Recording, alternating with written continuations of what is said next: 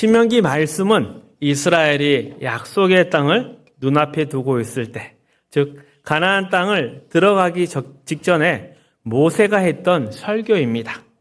이 설교의 중심 내용은 앞으로 그 가나안 땅에 들어가서 어떻게 살 것인가, 이것을 가르치는 데 있습니다.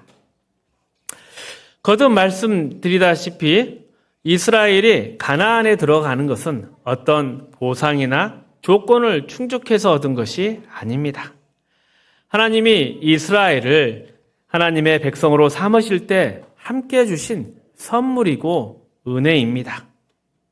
그렇기 때문에 가나안에 들어가는 이스라엘 백성에게는 하나님의 말씀에 순종하고 하나님만을 사랑하며 하나님께 속한 백성으로 살아가는 삶이 요구됩니다. 성경은 그 이유를 밝히는데 너는 여호와 내 하나님의 성민이다. 거룩한 백성이다. 이스라엘이 하나님만 섬기고 또 하나님의 말씀대로 살아야 하는 이유는 이스라엘이 이미 하나님께 속한 거룩한 백성이기 때문입니다. 여기서 거룩함이란 윤리나 도덕을 뜻하는 말이 아닙니다. 그 본래 의미는 구별되었다, 이런 뜻입니다. 세상으로부터 구별이 되어서 이제 하나님께 속하게 되었다. 따라서 이 거룩함의 이야기는 신분의 이야기입니다. 소속의 이야기입니다. 하나님께 속했기 때문에 거룩한 것이고, 그러기에 하나님이 너는 하나님의 성민, 거룩한 백성이니 그에 맞게 살아야 한다, 이리 말씀하시는 겁니다.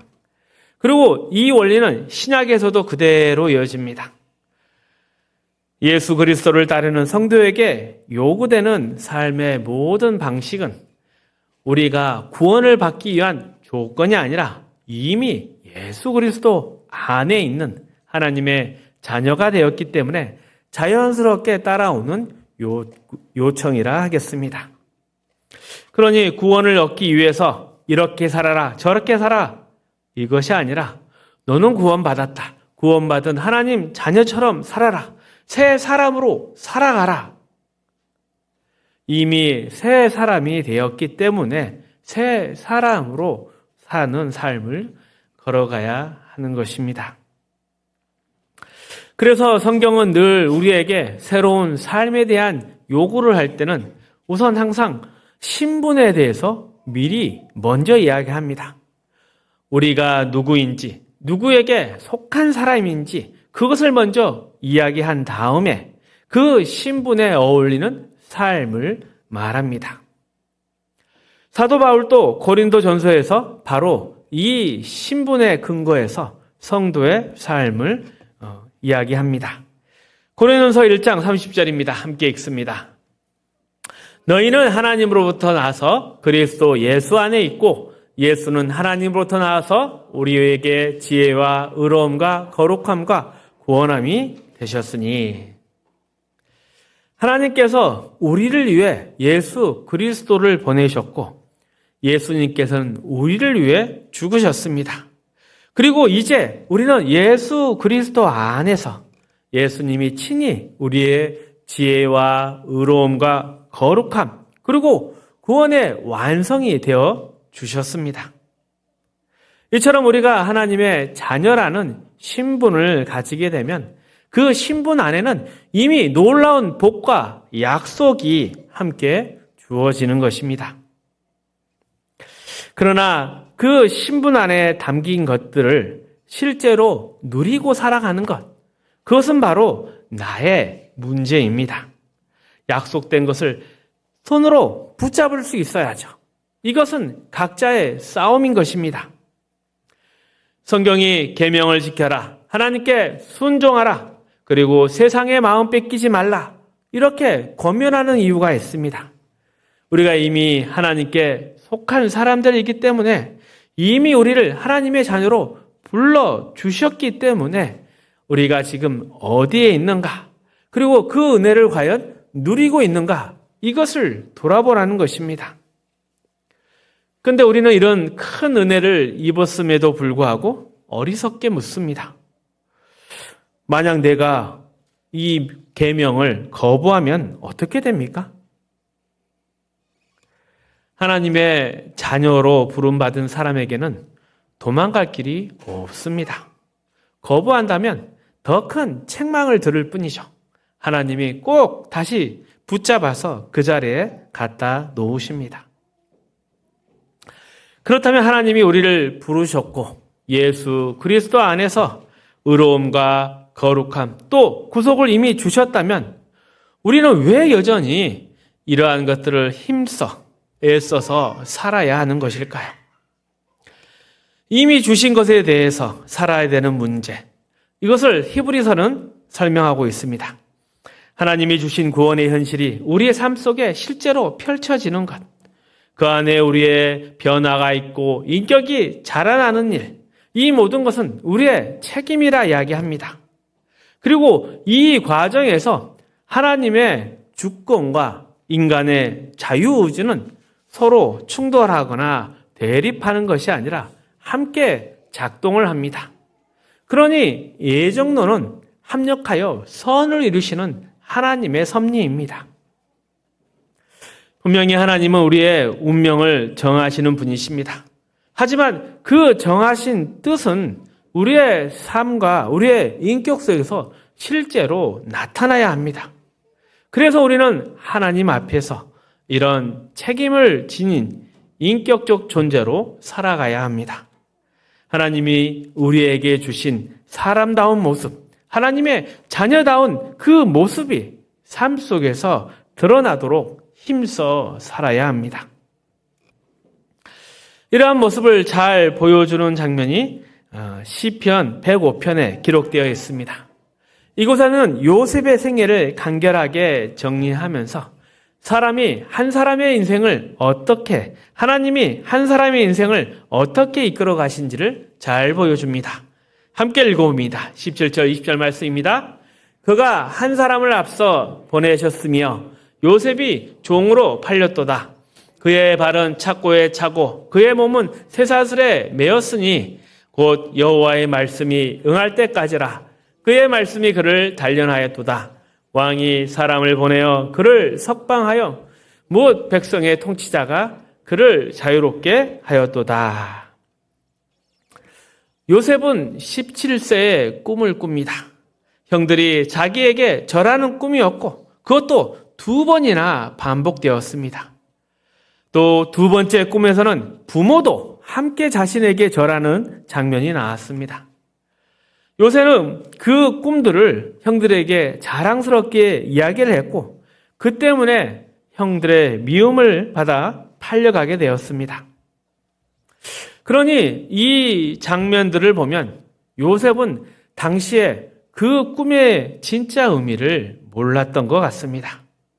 그 꿈이 하나님이 자신을 어떻게 사용하실지 그것을 미리 보여주셨다. 이것을 한참 후에 깨닫게 됩니다. 그 사실을 깨닫기까지 요셉은 오랜 시간이 걸렸습니다. 요셉 총리의 자리에 오르기까지 긴 고난의 세월을 보내지 않았습니까? 그 시간 동안 요셉은 하나님이 하신 일을 분명히 이해하지 못했고 또 자신의 꾼 꿈이 어떻게 이루어질지 확신할 수도 없었습니다. 그래서 성경은 그 시간을 이리 표현합니다. 그의 발은 착고를 찾고 그의 몸은 쇠사슬에 매였으니. 여기서 몸으로 번역된 히브리어 원문은 사실 혼을 가리킵니다. 사람의 혼. 그 혼이 쇠사슬에 꿰뚫린 것처럼 묘사됩니다.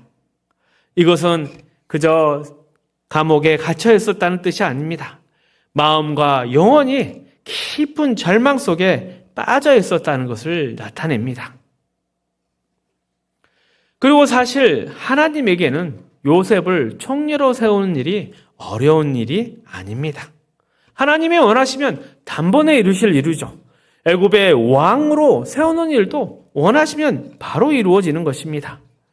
그런데 요셉에게는 총리가 되기까지 긴 시간과 긴 고난이 필요했습니다. 그 이유를 이렇게 밝힙니다. 여호와의 말씀이 응할 때까지라. 그의 말씀이 그를 단련하였도다. 하나님이 요셉에게 이루시려고 하는 것은 단순히 총리라는 것이 아니었습니다. 그 자리에 어울리는 실력을 또 수준 있는 사람을 만드는 일이었습니다. 시편 105편 21절 22절입니다. 그를 그의 집의 주관자로 삼아 그의 모든 소유를 관리하게 하고 그의 뜻대로 모든 신하를 다스리며 그의 지혜로 장로들을 교훈하게 하였도다. 높은 자리에 간다는 것은 단지 그 자리에 앉았다는 뜻이 아닙니다. 한 나라의 인사권을 맡고 경제를 책임지고 또 나라의 지도자들을 가르칠 수 있는 깊은 지혜와 통찰력을 가지고 있다. 그리고 그런 준비가 됐을 때 비로소 그 자리를 감당할 수 있는 것입니다. 하나님께서 요셉을 총리로 세우시는 것도 같은 뜻입니다. 그저 우두머리 자리를 주는 것이 아니라 그 자리에 맞는 실력 있는 수준 있는 사람으로 만들어 가신 것입니다. 하나님이 우리에게 하나님의 자녀다. 이제 하나님의 나라를 유업으로 이어받아라. 이렇게 하시는 것도 마찬가지입니다. 그냥 하나님의 자리라는 그 영광스러운 자리만을 뜻하지 않습니다. 그에 걸맞는 사람, 그 실력과 수준이 우리 안에서 함께 이루어져야 한다는 것을 뜻합니다. 그 변화가 내 인격 속에, 내 삶 속에 일어나야 하고, 그러기 때문에 나의 책임이 생기는 것입니다. 신명기를 읽다 보면 흥미로운 사실 한 가지가 있습니다. 이 가나안 땅은 하나님이 은혜로, 선물로 주셨습니다. 그러니 이 이스라엘 백성이 거부를 하면 그 땅에 들어가지를 못하는 것이죠. 그렇다고 애굽으로 돌아가는 것도 아닙니다. 대신에 그 어정쩡한 시간, 어찌 보면 광야에서 40년을 보내게 되었습니다. 그렇다면 이 광야의 시간은 허비되고 낭비되는 것일까요? 그렇지가 않습니다. 이 시간을 통해서 이스라엘은 배우게 되는 것입니다. 사람이 떡으로만 사는 것이 아니요 하나님의 입에서 나오는 모든 말씀으로 산다. 이것을 광야에서 몸으로 익혔습니다. 환경이 바뀌는 것이 먼저가 아니라 사람이 바뀌어야 한다. 조건이 아니야, 외부이 아니야, 마음이 바뀌어야 한다. 이것을 이스라엘 스스로가 깨닫는 시간이었습니다. 하나님이 가나안을 약속하셨다면 그냥 쉽게 들여보내실 수도 있습니다. 그러나 그것을 거부하면 하나님도 들어가게 하실 수가 없습니다. 왜냐하면 가나안이라는 곳이 하나님의 통치, 하나님의 말씀에 순종하는 자들이 들어가는 곳이기 때문입니다. 하나님께 순종하는 마음, 하나님을 섬기려는 마음이 없는 사람은 그 가나안 땅을 결코 들어갈 수도 없고 누릴 수가 없습니다. 이것은 장소의 문제가 아니라 그 사람의 수준과 실력의 문제입니다. 신명기 7장 1절 2절입니다. 다시 읽어봅니다. 내 하나님 여호와께서 너를 인도하사 내가 가서 차지할 땅으로 들이시고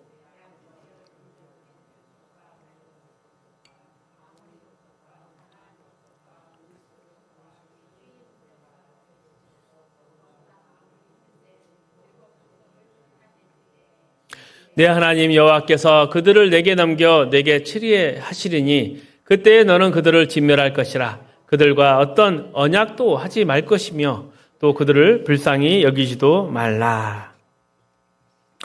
하나님이 모든 것을 다 준비해 주셨습니다.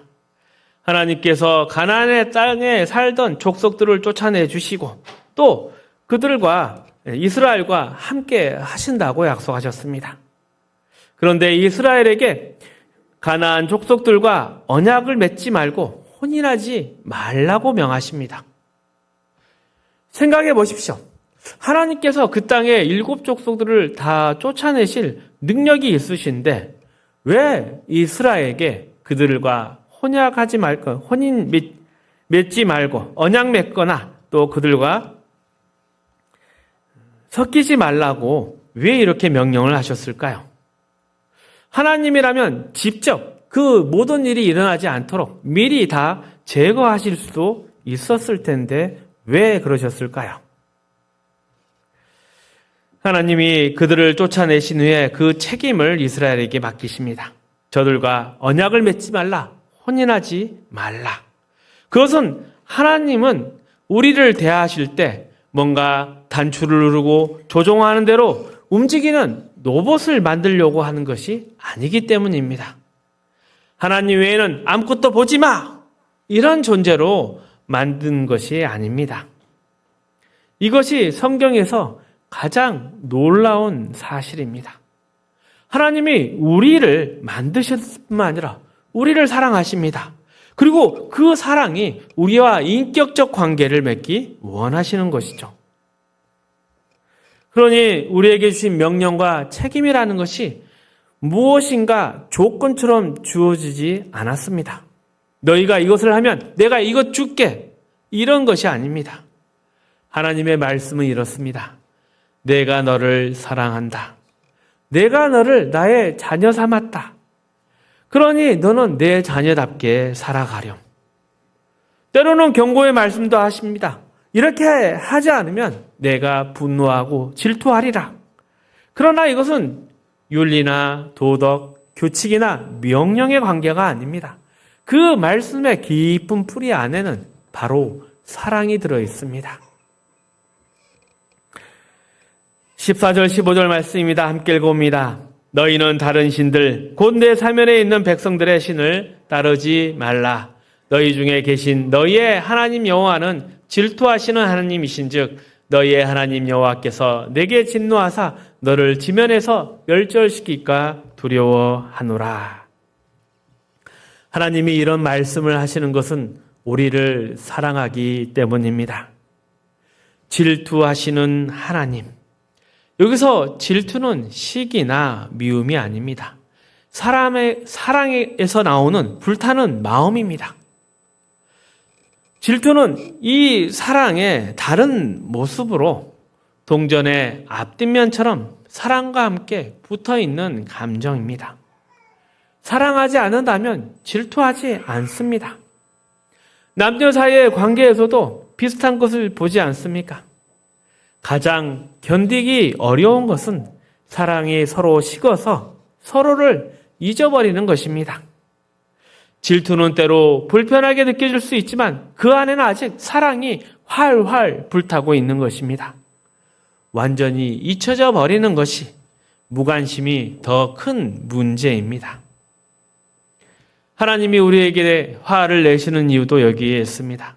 하나님이 우리를 사랑하시기 때문에 우리를 자기의 백성으로, 자녀로 붙들어 두시기를 원하기 때문에 우리의 사랑을 원하시는 겁니다. 그래서 우리가 하나님을 외면하거나 그분의 뜻과 다른 길로 갈 때 하나님 그냥 내버려 두지 않으십니다. 모든 책망과 징계, 그 하나님의 말씀 안에는 언제나 사랑이 들어 있습니다. 성경 곳곳에 이런 사랑이 있습니다. 그 가운데 이것을 잘 드러내는 장면 중에 하나가 여호수아서 24장입니다. 여호수아가 인생의 마지막에 이스라엘 백성에게 남긴 말입니다. 19절 함께 읽어봅니다. 여호수아가 백성에게 이르시되 너희가 여호와를 능히 섬길지 못할 것은 그는 거룩하신 하나님이시오 질투하시는 하나님이시니 너희의 잘못과 죄들을 사하지 아니하실 것임이라. 내가 너희의 죄와 허물을 사하지 아니한다. 이것은 뭔가 어미함의 표현이 아닙니다. 제발 내 말 좀 들어. 내가 너의 죄와 그 허물을 보기가 너무 가슴이 아파. 이런 사랑의 마음이 들어있는 것입니다. 그리고 사랑이라는 게 여기 조금 저기 조금 이렇게 나누어지는 것이 아닙니다. 사랑이라는 건 원래 독점하려고 하는 마음입니다. 마음의 일부만 차지하는 것으로는 절대 사랑은 만족할 수 없습니다. 하나님이 우리에게 요구하시는 것도 바로 그런 사랑입니다. 그래서 하나님은 늘 우리에게 내가 너희만을 알았다. 내가 너희만을 알았다. 그토록 사랑하신다고 열렬히 고백하십니다. 그러니 우리도 거기에 대한 당연한 반응은 바로 사랑인 것입니다. 그래서 우리의 신앙의 기준도 윤리나 도덕이 아닙니다. 신앙의 중심은 바로 하나님 그 자체이십니다. 우리 하나님은 천지를 지으신 전능자이시면서도 성실하시고 의로우시고 자비로우시고 거룩하시고 예배받아 마땅하신 분이십니다. 그리고 그 하나님이 우리를 사랑하신다. 이것이 우리의 신앙의 중심에 있어야 합니다. 이처럼 하나님은 우리에게 사랑을 요구하십니다. 아주 놀라운 것이죠. 피조물에게 창조자가 사랑을 요구하신다. 어찌 보면 사랑받는 것 그 자체도 큰 특권인데 우리에게 사랑을 달라 하시는 그 말씀, 이 얼마나 표현하기 어려운 영광입니까? 하나님이 우리에게 일시키기를 원하셨다면 그냥 말씀만 하시면 됩니다. 그러나 하나님이 원하시는 관계는 그런 것이 아니라 사랑을 나누는 관계, 그런 애틋한 하나 되는 관계를 원하십니다. 이처럼 우리는 하나님이 사랑하신 자들이고 하나님이 자기 소유로 삼으신 사람들이며 이제 하나님께 속한 존재입니다. 하나님이 우리를 죄에서 건져내시고 의와 진리와 거룩함으로 지은 새 사람을 만드셨습니다. 그러니 우리에게 새 사람답게 살라, 하나님의 사랑을 입은 사람답게 살라, 이것은 너무나 당연한 요구입니다. 예배소서에도 이러한 내용이 구구절절 기록되어 있습니다. 4장 21절 24절 함께 읽습니다. 진리가 예수 안에 있는 것 같이 너희가 참으로 그에게서 듣고 또한 그 안에서 가르침을 받았을진데 너희는 유혹의 욕심을 따라 썩어져가는 구습을 따르는 옛사람을 벗어버리고 오직 너희의 심령이 새롭게 되어 하나님을 따라 의와 진리의 거룩함으로 지으심을 받은 새 사람을 입으라. 계속해서 5장 1절 2절입니다. 함께 읽습니다. 그러므로 사랑을 받은 자녀같이 너희는 하나님을 본받는 자가 되고 그리스도께서 너희를 사랑하신 것 같이 너희도 사랑 가운데서 행하라. 그는 우리를 위하여 자신을 버리사 향기로운 제물과 희생 제물로 하나님께 드리셨느니라. 이 말씀들 얼마나 놀랍고 아름답습니까? 우리가 하나님의 사랑을 받은 존재이다. 우리가 얼마나 귀한지 그 신분에 대해서 말씀하고 있습니다. 우리는 하나님을 닮은 사람으로 하나님의 사랑에 부르심을 받은 사람으로 살아갑니다. 오늘을 하나님의 자녀라는 이름으로 살아갑니다. 그래서 우리의 삶은 늘 하나님과 연결되어 있습니다. 우리는 그 사랑 안에 있습니다. 또 우리는 이 사랑을 하나님께 드리며 바치며 살아갑니다. 하나님과 나누는 사랑, 99% 드리고 1% 따로 남기고 이런 것이 아닙니다. 하나님이 원하시는 건 우리의 마음 그 전체입니다. 질투하시는 하나님, 가나안 땅에 들어가서 다른 신 섬기지 말라, 우상 숭배하지 말라, 그 말씀들의 핵심은 하나님의 사랑에 늘 응답하며 하나님의 자녀답게 살아가라에 있습니다. 이것이 신앙의 본질입니다. 그리고 이러한 말씀을 우리 가운데 두고 살아가면 우리가 얼마나 존귀한 자들인가, 얼마나 귀한 자인가 알 수 있습니다. 그리고 이런 하나님의 이 충만한 사랑을 받는다면 어떻게 세상의 것이 우리를 만족시키고 우리를 유혹하고 우리를 두렵게 하겠습니까? 신앙이라는 것은 단순히 옳다, 그르다, 죄다, 아니다 이것 따지는 문제가 아닙니다. 하나님께 사랑받는 자녀로서 삶을 살아가는 것, 이것이 신앙입니다. 그리고 이 말씀으로 오면 여호수아서 25장에 이 말씀이 뚜렷하게 들립니다. 너희도 누구를 섬길지 선택하라. 그러나 나와 내 집은 여호와를 섬기겠다. 이것도 하나님께 드리는 사랑의 고백이라는 것을 우리는 알 수 있습니다. 우리가 지금 오늘을 하나님의 사랑받는 자녀로서 또 하나님께 속한 자로서 살아갑니다. 이 사실을 기억할 때 우리의 삶은 더욱 담대해지고 하나님 안에서 더욱 기쁨으로 충만해질 것입니다. 말씀을 정리하겠습니다. 신명기 말씀은 하나님의 백성이 가나안 땅에 들어가 어떻게 살아야 하는지를 가르치고 있습니다. 하나님만 사랑하고 하나님의 말씀에 순종하며 다른 신들을 따르지 말라 하십니다. 그 이유는 이스라엘이 하나님의 거룩한 백성, 곧 하나님께 속한 사람이기 때문입니다. 이것은 뭔가 보상 얻기 위한 조건이 아니라 이미 하나님의 속한 백성이 되었기 때문에 당연히 요구되는 삶입니다. 신약도 같습니다. 우리가 예수 그리스도 안에 있기 때문에 하나님 자녀가 이미 되었고 그 신분에 걸맞는 지혜와 의로움과 거룩함과 구원의 은혜가 넘쳐나고 있습니다. 그러니 그 신분에 맞는 사람으로 자라나는 과정이 우리의 삶에 꼭 있어야 합니다. 하나님이 우리에게 순종과 책임을 요구하시는 이유, 우리를 기계로 만드는 것이 아니라 사랑의 관계로 부르셨기 때문입니다. 그래서 하나님은 질투하신다 말씀하십니다. 우리를 깊이 사랑하시기 때문에 우리의 마음에 온전히 하나님 두기를 원하시는 것입니다. 그러니 신앙의 핵심은 하나님의 사랑받은 자녀로 살아가는 것입니다.